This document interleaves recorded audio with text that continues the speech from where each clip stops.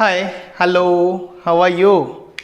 सो आज हम देखने वाले हैं लेक्चर नंबर 7 में क्या तो कुछ एग्जाम्पल्स जो आपके एक्सरसाइज में यानी प्रैक्टिस सेट 4.2 में हैं।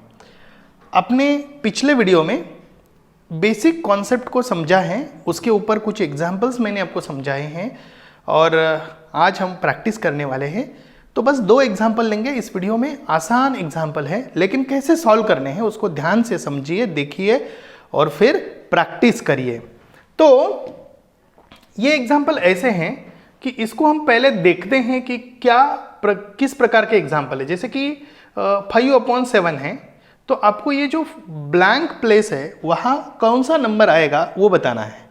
तो आपको पता है कि ये सभी रेशो इक्वल रहेंगे, 5:7 के प्रोपोर्शन में ही रहेंगे।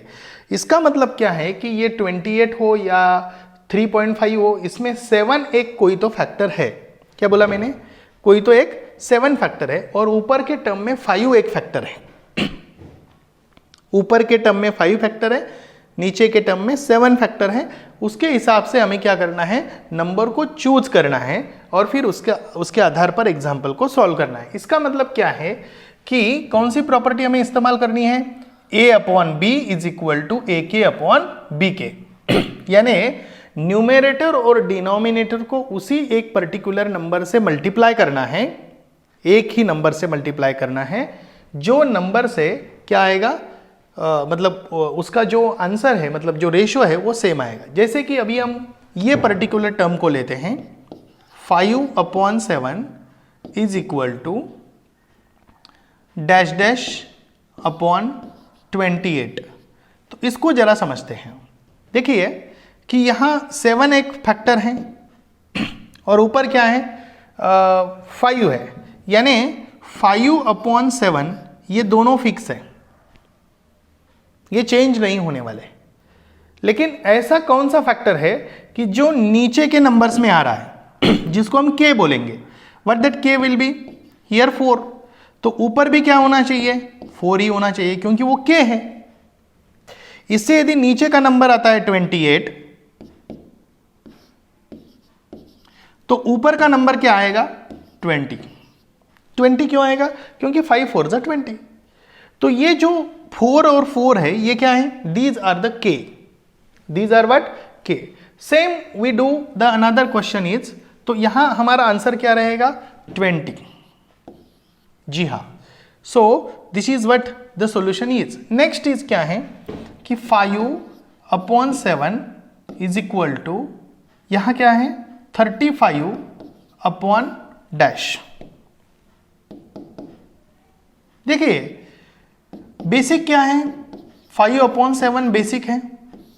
अभी k क्या आएगा, ये किसके ऊपर डिपेंड है, ऊपर क्या ये 35 क्या है, 35 5 को किससे मल्टीप्लाई कर सकते हैं, तो 7 से मल्टीप्लाई कर सकते हैं।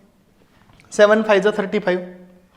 तो 7 व्हाट जा, तो यहां हम क्या मल्टीप्लाई करेंगे, ऊपर यदि k से मल्टीप्लाई किया तो नीचे भी वही k रहेगा, k यानी यहां 7 है, समझ रहे हो। तो यहां क्या आएगा, ऊपर 35 आएगा तो नीचे क्या आएगा, 49 आएगा। तो हमारा आंसर क्या बनता है, 49।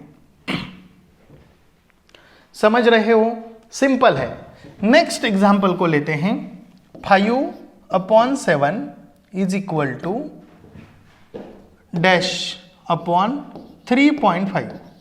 अभी इसको समझते हैं, ये 3.5 क्यों आया, तो इसको पहले बेसिक समझ लेते हैं। बेसिक क्या है, 5/7 ये फिक्स रहेगा, ये कोई चेंज नहीं होगा। अभी इसको किससे मल्टीप्लाई करने के बाद 3.5 आएगा, तो इसको 1/2 से, तो डिनोमिनेटर को यदि 1/2 से मल्टीप्लाई करते हैं तो न्यूमेरेटर को भी 1/2 से ही मल्टीप्लाई करना पड़ेगा क्योंकि k से मल्टीप्लाई करते हैं। तो आपको ये बात बिल्कुल समझ आ जाएगी कि यहाँ जब 2 1 जा 2 3.5 आएगा और यहाँ 2 1 जा 2.5 आएगा, तो हमारा आंसर आएगा 2.5 डिवाइडेड बाय 3.5। यानी the answer expected here is 2.5।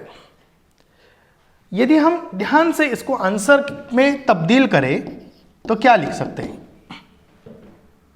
5/7, ratio fix रहेगा। डिनोमिनेटर को क्या है 35 है, सॉरी 28 है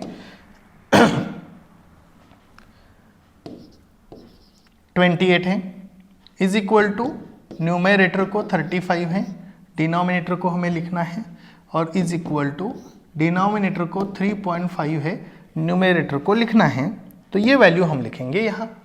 28 है तो यहाँ क्या आ गया 20 आ गया, यहाँ क्या आ गया देखिए अच्छी तरीके से, यहाँ आंसर आ गया 49 और यहाँ आ गया 2.5। So these are the answers that expected this way. Answer कैसे आए, उसका लॉजिक क्या है, ये मैंने आपको समझाया। लॉजिक क्या है, k अपॉन k से मल्टीप्लाई करो। बेसिक टर्म क्या है 5/7, उसको उस रेशो को वैसा ही रखेंगे क्योंकि वो ये इक्वल है, रेशो इक्वल है। इसका मतलब है कि इसी नंबर को मल्टीप्लाई करके हम नंबर बना सकते हैं। आप आपके मन से कुछ ऐसे एग्जाम्पल चुनो, ओके, जैसे कि 3/4, ठीक है, और उसको मल्टीप्लाई करते जाओ किसी भी एक नंबर से, ठीक है, मतलब 5 से मल्टीप्लाई, इट्स योर चॉइस यार, you can do in any way, आप किसी भी प्रकार से कर सकते हो, आसान है, ओके। और दूसरा एग्जांपल है सेम उसी प्रकार, देखिए क्या दिया है 9/14 is equal to 4.5 divided by dash dash. अभी 4.5 क्यों आ गया इसको पहले समझते हैं। तो ये 9 को जब उन्होंने 0.5 या हाफ से मल्टीप्लाई किया तो नीचे 14 है तो उसको भी क्या करेंगे हाफ से मल्टीप्लाई करेंगे। तो जब हाफ से, क्योंकि ये k है, this is what called as a k, once again I am telling you 1/2 ये k है। सर ये आपको कैसे पता चला कि ये ही इस्तेमाल करना है, 1/2 ही इस्तेमाल करना है। मैंने आपको पहले बता दिया है कि आपको टेबल्स आना जरूरी है, तभी जाके आपको इस प्रकार के एग्जाम्पल सॉल्व करने आएंगे। अब बोलेंगे सर मुझे टेबल पता है, मतलब टेबल नाम पता है। टेबल नाम पता होने से नहीं चलेगा, आपको फटाफट से टेबल आने चाहिए और वो कैलकुलेशन आप आराम से कर सकते हैं। तो जैसे आप मुझे यहाँ देख रहे हो मैं क्या कर रहा हूँ, 2 1 2 4.5 9, so 2 1 2 7 so what the answer is 4.5 divided by 7. Is it good? तो ये हो गया ये पहला वाला। अभी दूसरा वाला चेक करते हैं, क्या है 9/14 ये फिक्स रहेगा is equal to dash divided by 42। अभी बात करते हैं कि यहां आएगा 9 इंटू व्हाट, तो ये नीचे आएगा 14 इंटू व्हाट 42, तो 14 3 42, तो 9 3 आएगा, क्योंकि ऊपर भी के नीचे भी के वही आएगा। तो आएगा ऊपर 27 और आएगा नीचे 42। यानी आपको समझ आ गया है कि what is the answer is 27। Same you can do the next one also, 9/14 is equal to dash upon 3.5 दिया है। ओ तो आपको पता है कि व्हाट 3.5 मतलब 3.5 जो है वो 14 को किससे मल्टीप्लाई करने के बाद आएगा। तो मेरे ख्याल से 1/3 से मल्टीप्लाई करने के बाद आएगा। ऑफ कोर्स चेक करिए, तो यहां 14 इंटू 1/3 करेंगे तो चेक करके देखते हैं एक बार। 3 3 9 3 4 ओ सॉरी 4 आएगा, 4 आएगा, 3 नहीं आएगा 4 आएगा। ओके ठीक है, क्या आएगा 4।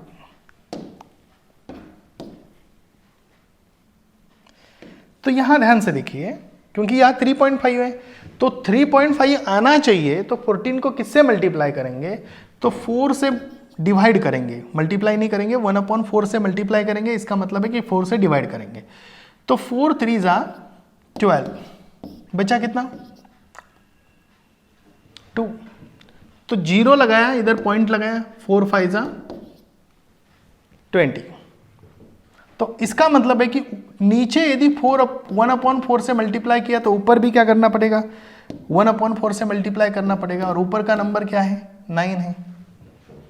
9/14 वैसे ही कॉमन रहने वाले हैं क्योंकि वो एक फिक्स रेशो है, रेशो चेंज नहीं होगा, बेस है वो, ठीक है।